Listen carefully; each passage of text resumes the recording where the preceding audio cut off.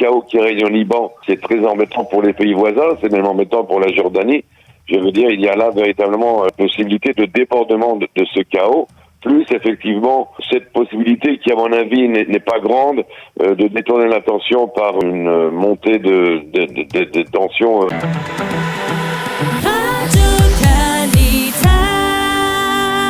Boker Tov, Raphaël Yerushalmi. Boker Tov, Daniel. Merci d'être avec nous ce matin. Alors, on voudrait essayer de mieux comprendre un peu ce qui s'est passé hier. Qui a tiré sur qui? Est-ce que ce sont des manifestants qui protestaient contre l'action du Hezbollah, ou en tout cas les tentatives de Hezbollah d'essayer d'entraver la justice libanaise dans l'affaire de l'explosion dans le port de Beyrouth il y a de cela un peu plus d'un an?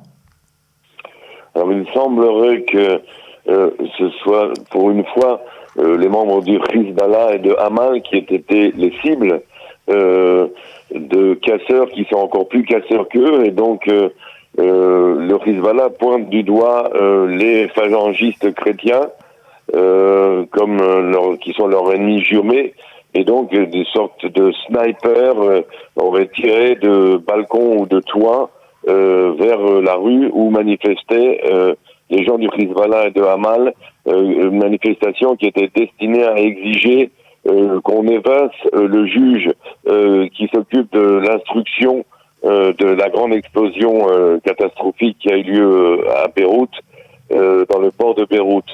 Le juge Bitar. Pardon ? Le juge Bitar. Oui, le juge Tarek Bitar. Un juge absolument incorruptible, intouchable, qui inquiète énormément le Hezbollah, car nul n'est dupe. Le Hezbollah est responsable de ces explosions, comme il est responsable de beaucoup d'exactions au Liban, et ce n'est pas pour rien qu'il a des ennemis, dont effectivement soit les sunnites du Liban, soit les maronites du Liban, et de là s'en est suivi, comme il s'agit une faction militante qui tire sur une autre faction militante, et bien tout le monde est armé, et donc de là s'en est suivi évidemment un échange de coups de feu à la façon Far West, qui a ameuté la population de Beyrouth, qui a effrayé énormément les habitants de ce quartier dans lequel a démarré la première immense grande guerre civile du Liban, qui a duré 15 ans. C'était exactement dans ce même quartier, avec le même scénario, et même moins de victimes que hier. Et là, il y a eu une guerre civile pendant 15 ans au Liban. Donc ça a un petit peu effrayé même la classe politique des Libanaises. On était au bord d'une guerre civile. Alors il faut préciser presque historiquement, Raphaël, vous allez nous le confirmer, que le Hezbollah a toujours tendance à tout faire pour détourner l'attention de ses exactions, justement, que ce soit dans le cas de l'assassinat de Rafik El-Hariri, dans lequel il était impliqué, ou même que ce soit, si on revient en arrière, dans le cas de son implication dans les attentats à Buenos Aires contre le centre de la communauté juive argentine. C'est toujours le même mode de conduite de la part du mouvement chiite, tout faire pour essayer de ne pas être dans le collimateur de la justice.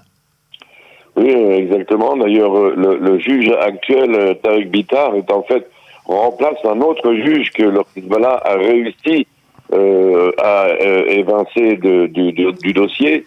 Là, en ce moment, Tarek Bitar, sa femme est pharmacienne à Beyrouth, il a 2 enfants, toute sa famille est placée sous protection de l'armée libanaise. Sa vie est en danger, car bien sûr, le Hezbollah n'a aucunement l'intention d'être inculpé dans cette affaire. Comme vous le dites, non seulement le Hezbollah entrave la vie normale du pays, menace la démocratie du Liban, mais en plus entrave carrément le fonctionnement de la justice. Je voudrais vous demander, est-ce que l'on peut supposer que les tireurs d'hier, ceux qui ont tiré en direction des manifestants du Hezbollah et des sympathisants du Hezbollah, sont commandités par d'autres puissances? Il est question d'une implication même de puissances des Américains, des Saoudiens, qui voudraient tout faire pour essayer de mettre fin à l'omniprésence du Hezbollah et à sa domination dans le régime libanais, pardon. Oui, alors évidemment, les services de défense et de renseignement étranger travaillent ferme contre le Hezbollah. De là à plonger un pays dans la guerre civile, je ne pense pas que ce soit un plan plausible. Personne n'aurait intérêt à cette guerre civile, dont on ne saurait d'ailleurs pas qui ressortirait vainqueur. Le Hezbollah reste justement parmi toutes les factions la faction la plus puissante, alliée au Hamas. Ils ont plus de 70 000 hommes, alors que les factions en face d'eux, ça arrive peut-être à 40 000 combattants.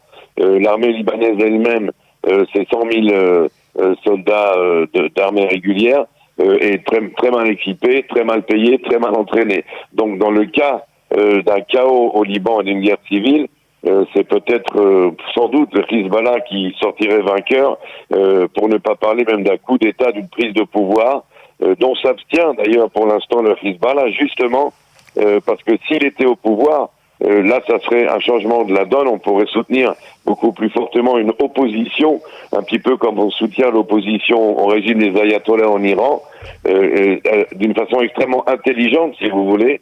Le Hezbollah est actif dans la vie politique libanaise, mais n'a pas pris le pouvoir, ne veut pas être le dominateur du Liban, justement à cause de ce scénario-là.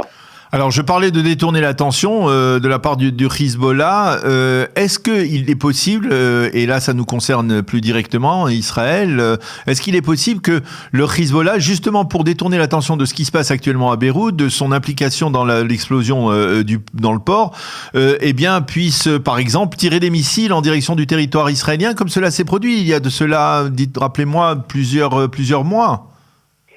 Oui, c'est toujours une possibilité.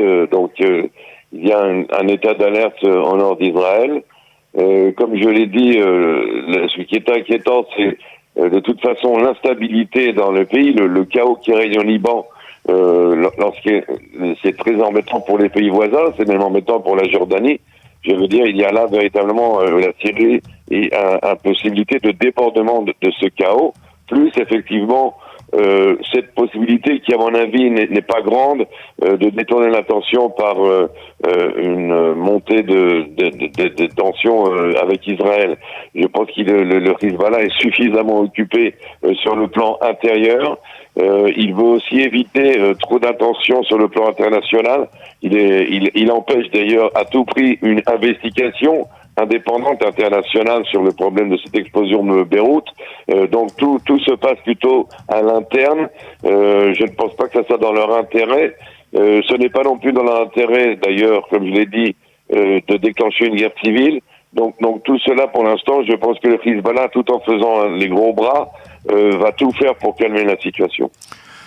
Et l'implication iranienne, vous ne pensez pas aujourd'hui que justement dans une constellation où on parle beaucoup du nucléaire iranien, on parle beaucoup de la menace iranienne, est-ce que vous ne pensez pas peut-être que l'Iran aujourd'hui serait intéressé à envenimer cette tension actuellement au Liban? Alors l'Iran a tout intérêt à envenimer l'intention. Là encore, je dirais sans velléité d'attaquer Israël, mais à tous les avantages à retirer de l'instabilité au Liban. Les Iraniens, on les connaît, dès qu'il y a instabilité, dès qu'il y a chaos dans un pays, les Iraniens arrivent. C'est ainsi qu'ils sont arrivés en Libye, au Yémen et bien sûr en Syrie. Donc pour eux, plus il y a d'instabilité, plus il y a de chaos au Liban, et plus c'est bon. Donc ils vont encourager cela, mais comme je l'ai dit, c'est un risque dans la mesure où si on déclenche véritablement une guerre civile au Liban, je crois qu'aucune faction ne sortira véritablement gagnante d'une telle guerre civile. Il n'y a aucun intérêt pour aucune de ces factions de rentrer dans cela.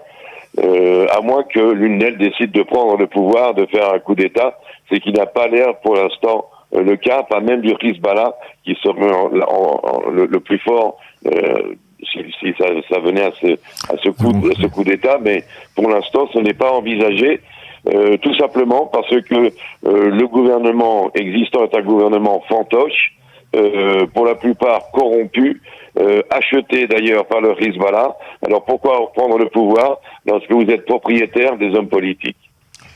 Eh bien, Raphaël Hirojalmi, merci beaucoup pour nous avoir éclairé sur ce qui s'est passé hier à Beyrouth. Et on avait du mal à comprendre effectivement qui était contre qui dans cette fusillade à laquelle on a assisté hier à Beyrouth. Merci de nous avoir éclairé là-dessus. Bonne journée, Shabbat Shalom. Shabbat Shalom.